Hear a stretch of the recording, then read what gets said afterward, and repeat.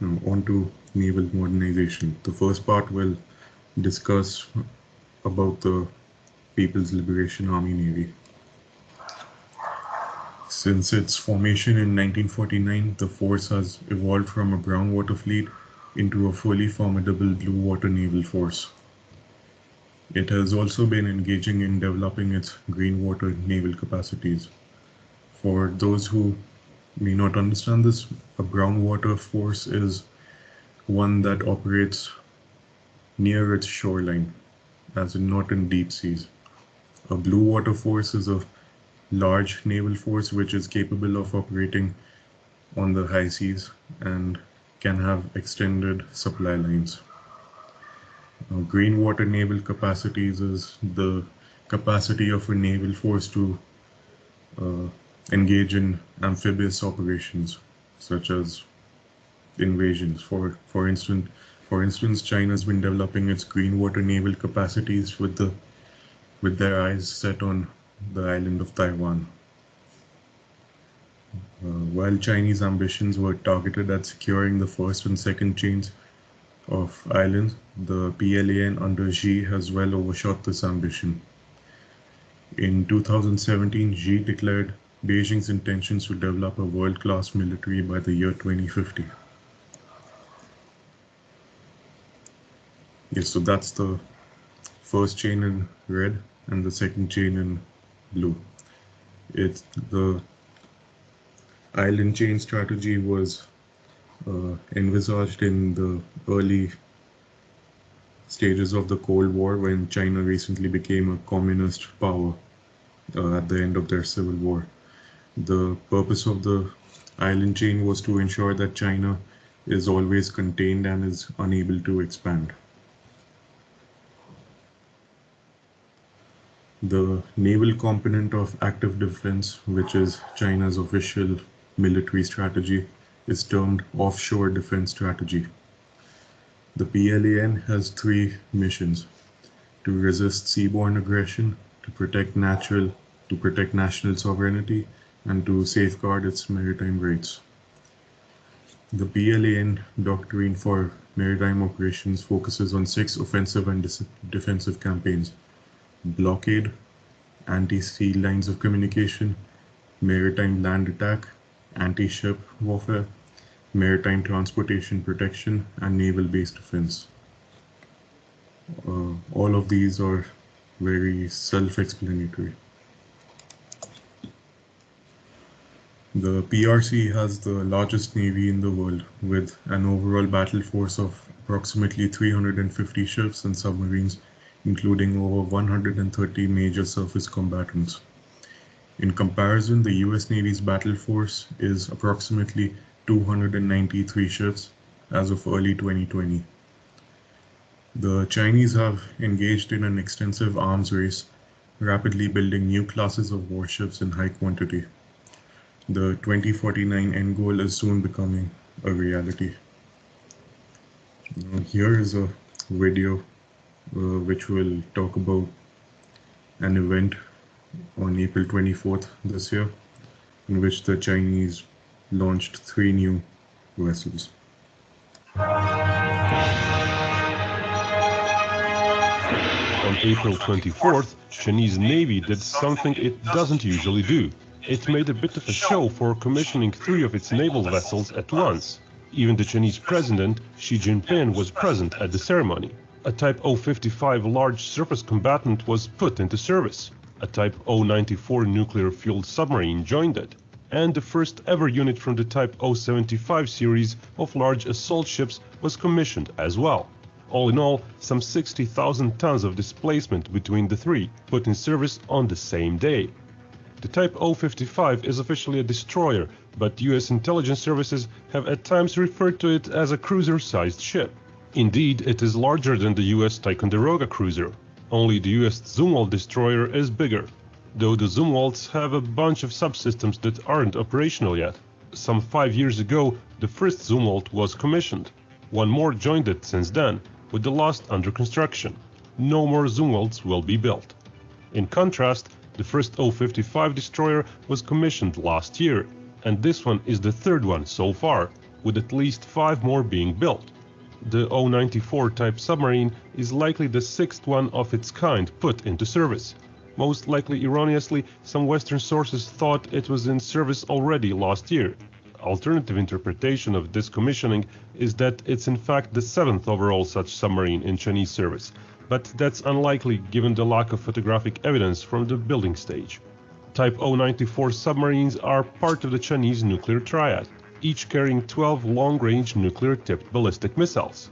Never before has China publicly shown commissioning of such a class of a vessel. Before, those would always be commissioned somewhat in secret.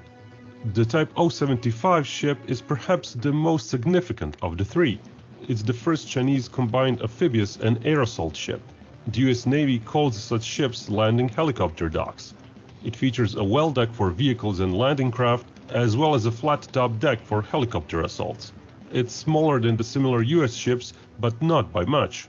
While China already has large modern assault ships with well decks, this ship class gives it means to launch helicopters in large numbers. 2 more ships of the same class have been launched and are expected to join it within a year or so. This high pace of new ships being put in service is nothing new for China.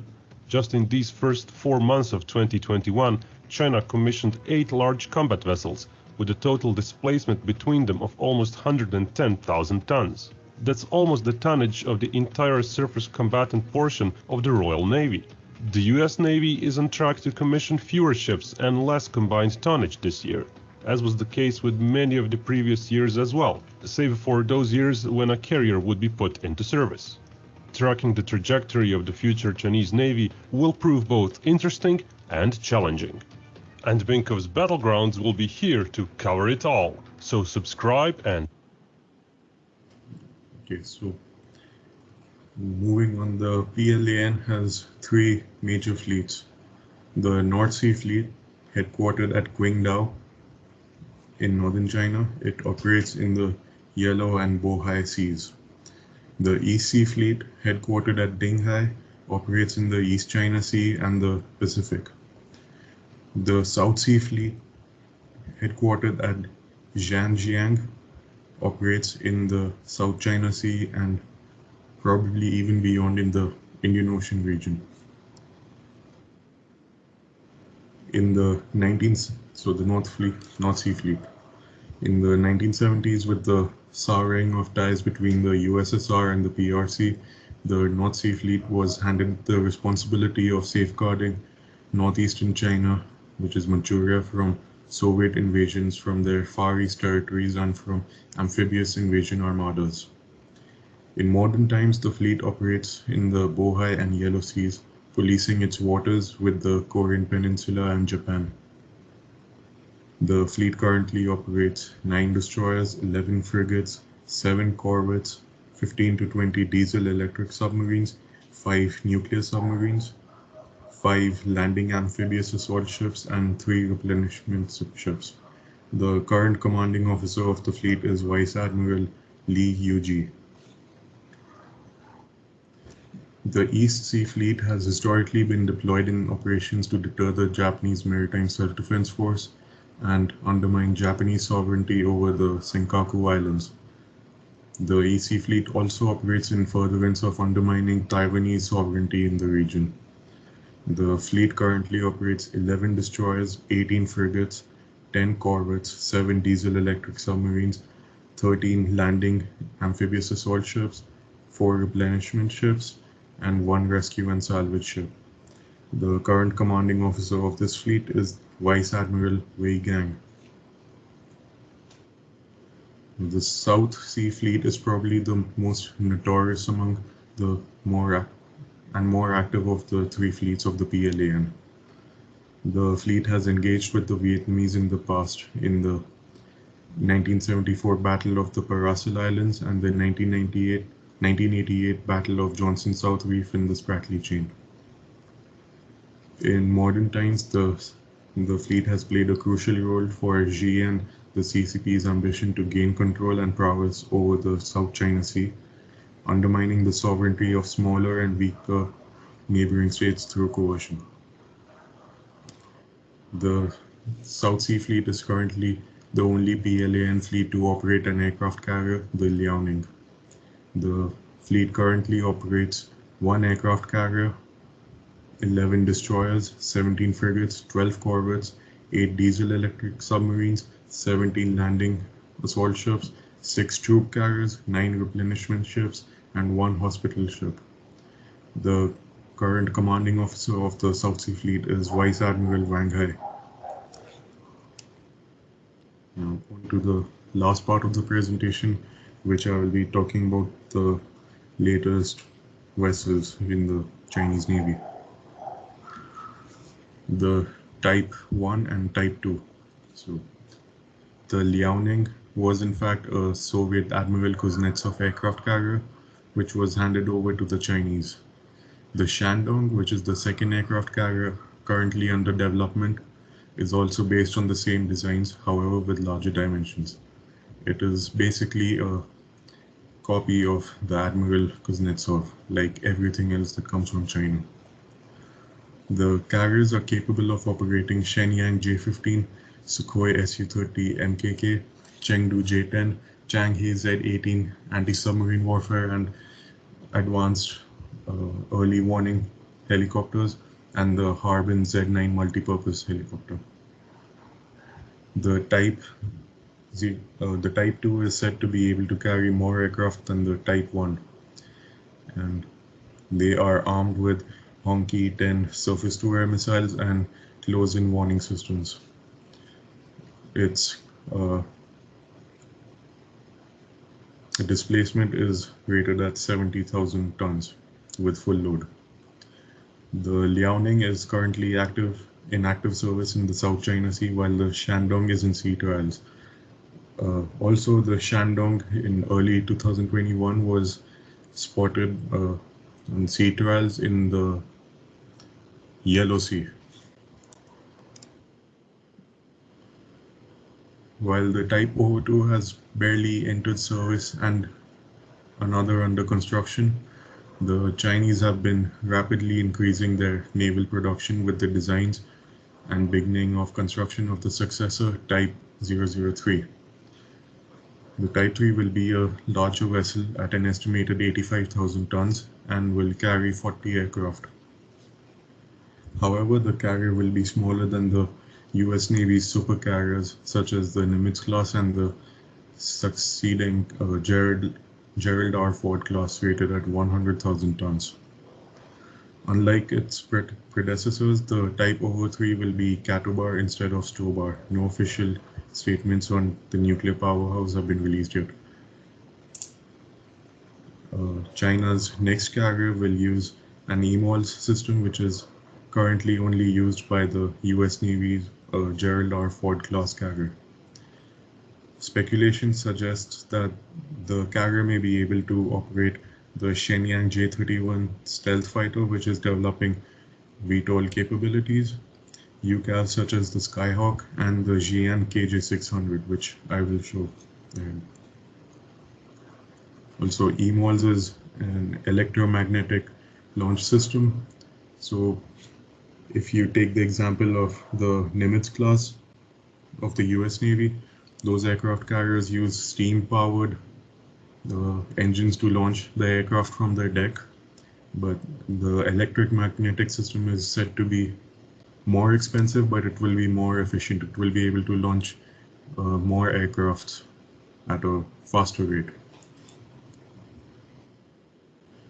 Now, Type 71 or the Yuzhou class is the intended replacement for the aging Type 72 class of vessels of the PLAN and may soon become the new mainstay of PLA amphibious operations. 6 of these vessels are already in active service. It can carry 800 fully armed troops or 15 to 20 infantry combat vehicles such as the ZBD-05 or an unspecified number of medium tanks and main battle tanks. It can also carry 4 hovercraft in its well deck, such as the Type 72 726 UE, and landing craft such as the Type 67 Yunnan. The amphibious transport dock can also carry 4 Chang'e Z-8 helicopters, It is armed with one naval gun, four close-in weapons, four close-in weapon system, and four tube launchers, possibly for missiles or decoy or chaff. The Yushin class landing helicopter dock is going to further revolutionize the PLAN's amphibious warfare capabilities. The vessel, weighing 40,000 tons, will be able to carry 30 combat aircraft such as the combat helicopters such as the Changi Z-10 and four multi-purpose Changi Z-8 helicopters. While three are under construction, one is already being fitted out for sea trials, and it was launched before I completed this slide. Speculative reports suggest that the carrier could also be converted to operate UCAVs such as the Skyhawk and may even carry VTOL aircraft, which is vertical takeoff and landing.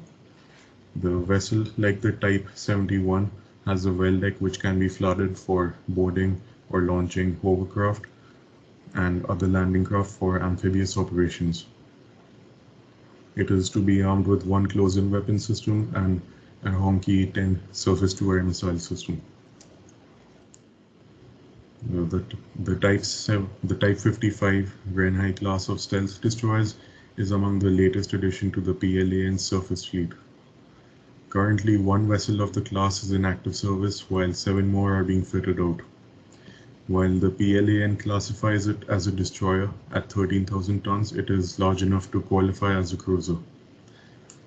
The vessel comes with a vast array of weapons platforms, including a 130mm naval gun, a close-in weapon system, several VLS tubes for surface-to-air missiles, anti-ship and anti-land cruise missiles. VLS is vertical launch system, and missile launch torpedoes. The vessel also has a hangar which can accommodate helicopters such as the Harbin Z9 and Changi Z18. The Jian KJ600 is one of the latest aircraft to roll out of China's factory floors, and like many other equipment, it is a copy of the American Northrop Grumman E-2 Hawkeye, which is also operated by the US Navy from its aircraft carriers. But unlike many other copies, this platform could be better than the American counterpart. The aircraft recorded its first flight in August 2020 and can probably change the dynamics of Chinese aircraft carrier power projection. Reports suggest that Chinese advancement in radar technology has helped them to be able to detect stealth aircraft such as the Lockheed Martin F-22 Raptor and the F-35 Lightning II. Radars which could be used to detect the mentioned aircraft. This comes at a time when Americans and their allies in the Indo-Pacific are purchasing and operating the new F-35s. This is the last slide. And so the YJ-12 Eagle Strike is a supersonic anti-ship cruise missile. It has a range of 400 kilometers as per the US Naval War College, and sources have mentioned its speed to be in the range of 2 to 3.2 Mach. It can be launched from surface launchers, both terrestrial and maritime, as well as from aircraft such as the Jian H-6. It is the standard use anti-ship missile deployed in the PLAN. In 2018, reports and satellite images indicated their deployment on the Big Three islands in the Spratly chain. The Dongfeng 21 Eastwind is a medium-range ballistic missile and is perhaps the most lethal missile in the PLA's inventory. It is operated only by the PLA rocket force.